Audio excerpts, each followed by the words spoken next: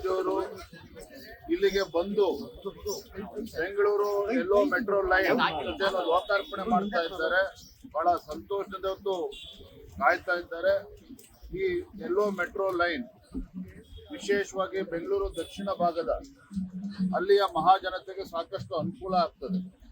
IT ಕಾರಿಡಾರ್ಗೆ ಅಲ್ಲೂ ಕೂಡ ಸಾಕಷ್ಟು ಅನುಕೂಲ ಆಗ್ತದೆ.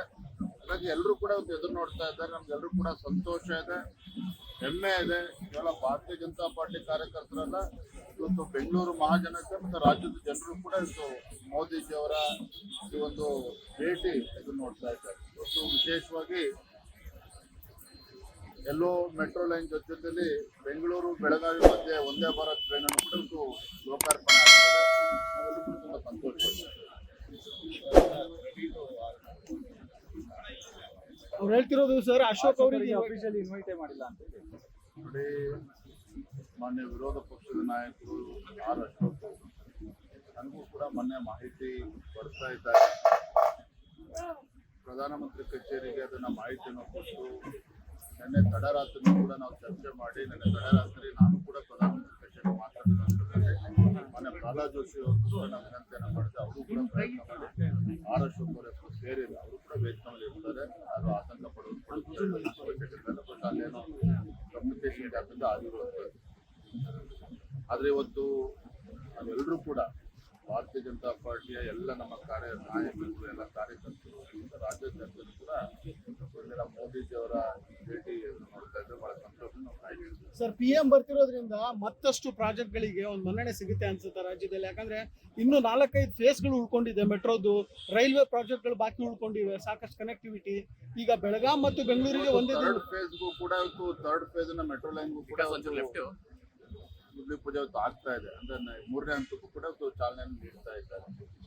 ಪ್ರಧಾನಮಂತ್ರಿಗಳ ಅವರ ಅಪೇಕ್ಷೆಯು ಕೂಡ ಇವತ್ತು ಬೆಂಗಳೂರು ಅಂತ ಹೇಳಿದ್ರೆ ಇಡೀ ಗ್ಲೋಬಲ್ ಸಿಟಿ, ಇವತ್ತು ಜಗತ್ತಿನಾದ್ಯಂತ ಇವತ್ತು ಬೆಂಗಳೂರು ಗುರುತಿಸ್ತಾರೆ.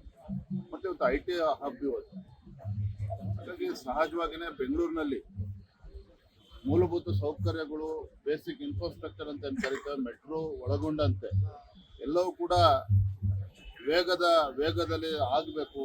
ಕಾರ್ಯಕ್ರಮ ಯೋಜನೆಗಳು ಪೂರ್ಣಗೊಳ್ಳಬೇಕು ಅನ್ನೋ ಅಪೇಕ್ಷೆ ಪ್ರಧಾನಮಂತ್ರಿಗಳಿಗೂ ಕೂಡ ಇದೆ. ರಾಜ್ಯ ಸರ್ಕಾರದ ಇರುತ್ತೆ, ಇಲ್ಲ ಅಂತ ನಾ ಹೇಳ್ತಾ ಇದ್ದೀನಿ.